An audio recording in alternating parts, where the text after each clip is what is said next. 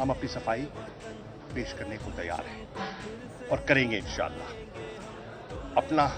अपने साबित करेंगे कि हमारी सोच क्या है।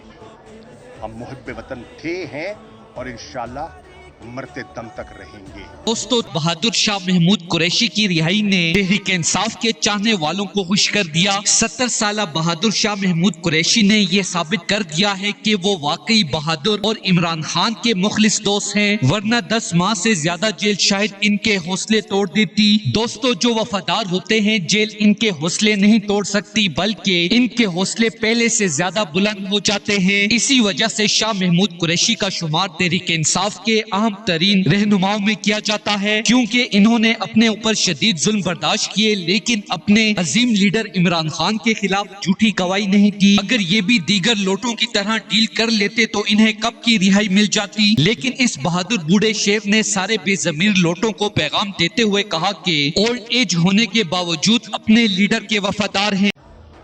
हम अपनी सफाई पेश करने को तैयार हैं और करेंगे इंशाअल्लाह। अपने साबित करेंगे कि हमारी सोच क्या है। हम मुहिब्बे वतन थे, हैं और इंशाअल्लाह मरते दम तक रहेंगे। इस मट्टी से वफा की है। 800 साल की मेरी और मेरे खानदान की तारीख है और मेरे आबाओ अजदाद इस मट्टी में मदफन हैं। हमने भी यहीं दफन होना है, तो इंशाअल्लाह अपनी बेगुनाही साबित करेंगे।